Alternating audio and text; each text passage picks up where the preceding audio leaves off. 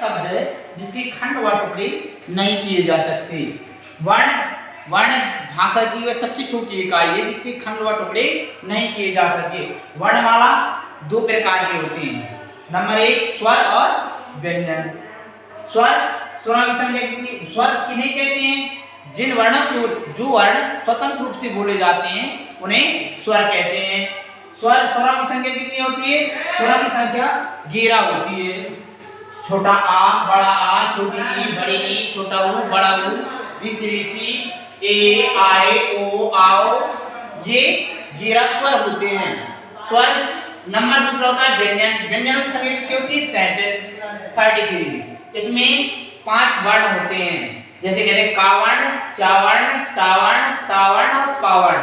कावर्ण के अंतर्गत आता है का खा का गा अंगा, चा छा जा जा इया, टा ठा डा डा अणा, ता था दा दा ना।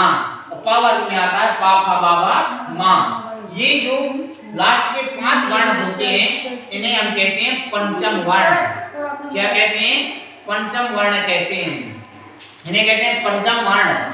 और इसके बाद इसमें आता है अंतस्थ व्यंजन होते हैं, जैसे या, रा, ला, बा। ये हमारे अंतस्थ व्यंजन होते हैं। अंतस्थ व्यंजनों की संख्या 4 होती है।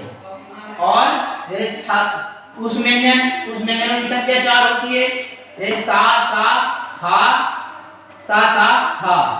ये उस व्यंजन है जिनकी संख्या 4 होती है। जा और हा ये अवगत व्यंजन है।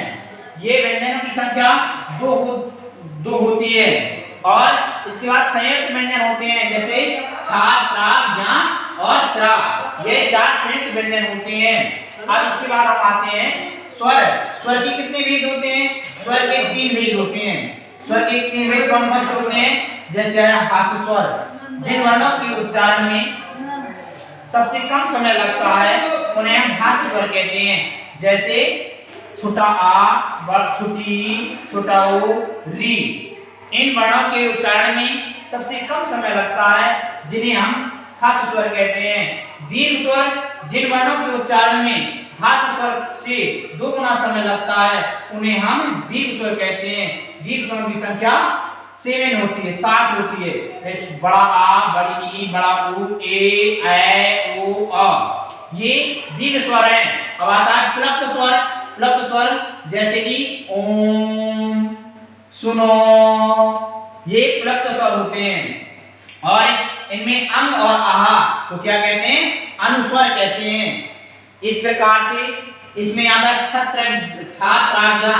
ये भी संयुक्त अक्षर है। छा छत्री 2 वर्णों से मिलकर बना होता है।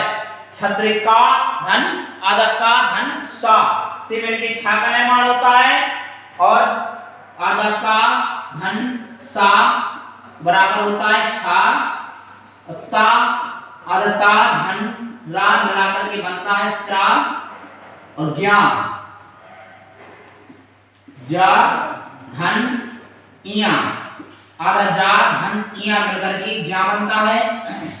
अस्रा, सा, आधा सा, धन, रा मिलकर के स्रा का निर्माण होता है। इस प्रकार से हमारे संयुक्त अक्षर में छात्रा ज्ञा को 2 भागों में विभक्त कर देते हैं। इनको 2 अक्षर ये का धन सा मिलाकर छा बनता है। और बंद करिए।